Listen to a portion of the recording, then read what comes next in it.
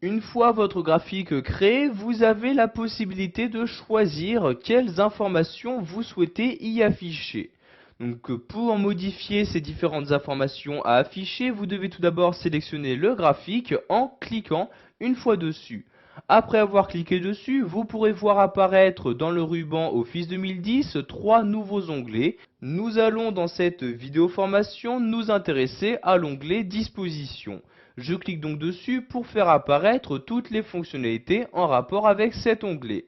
Donc dans cet onglet, vous avez par exemple la possibilité d'afficher le titre de votre graphique. Donc je clique ici sur titre du graphique. Donc vous voyez par défaut aucun titre n'a été ajouté à votre graphique. Vous pouvez choisir de l'insérer donc soit au-dessus de votre graphique, soit l'insérer donc centré et superposé par rapport à votre graphique. Donc ici nous allons l'insérer au-dessus. Je clique donc ici sur au-dessus du graphique comme ceci. Comme vous pouvez le voir, vous avez automatiquement une nouvelle zone de texte qui s'est insérée au-dessus de votre graphique et vous allez pouvoir donc y mettre à l'intérieur de cette zone de texte le titre que vous souhaitez donner à votre graphique. Donc ici je sélectionne le titre du graphique et je vais mettre par exemple échange. Donc pardon, je réécris ici échange dans l'Europe comme ceci. Donc j'écris ici échange dans l'Europe à l'aide de mon clavier comme ceci. Et vous voyez, j'ai pu sans aucun problème insérer un titre à mon graphique. De cette même manière, je peux ajouter des titres à mes axes, donc l'axe des abscisses et des ordonnées, en cliquant ici sur titre des axes. Donc je choisis tout d'abord l'axe, donc ici je vais prendre l'axe des abscisses, donc ici axe horizontal principal, et je choisis donc titre en dessous de l'axe comme ceci, et ici je vais pouvoir donc préciser donc de quelle abscisse il s'agit. Donc ici je sélectionne titre de l'axe et je vais mettre ici donc PI comme ceci. Donc vous pouvez faire de même pour l'axe des ordonnées en choisissant aussi titre des axes, titre de l'axe vertical, et vous choisissez donc comment, donc de quelle manière vous souhaitez l'insérer. Vous avez également la possibilité d'insérer une légende. Donc légende, comme vous avez pu vous en rendre compte, qui a été ajoutée par défaut.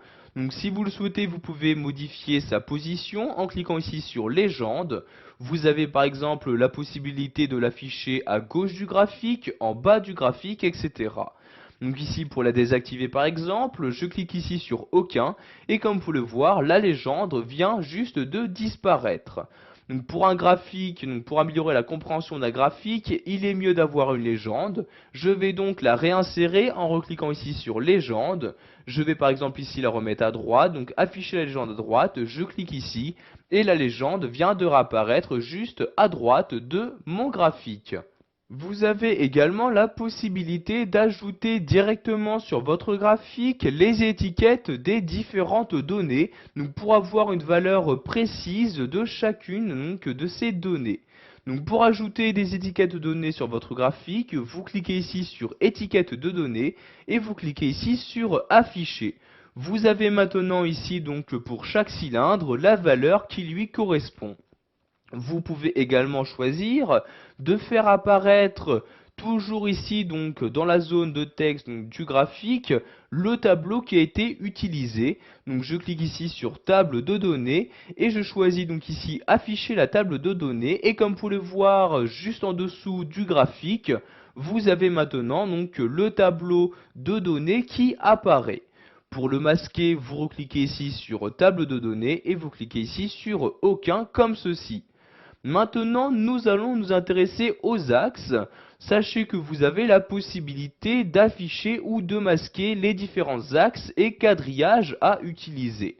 Donc par exemple ici je clique sur quadrillage, donc soit quadrillage horizontal ou vertical. Je vais par exemple ici ajouter un quadrillage vertical.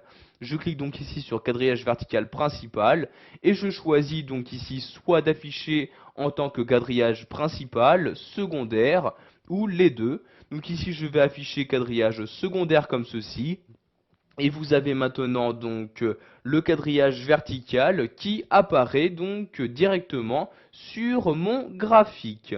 Pour finir, nous allons voir qu'il est possible d'insérer une nouvelle zone de texte à l'intérieur même de votre graphique. pour y afficher donc l'information que vous souhaitez, donc par exemple une source, etc. Donc pour insérer une nouvelle zone de texte, je clique ici sur Insertion, puis ici Zone de texte.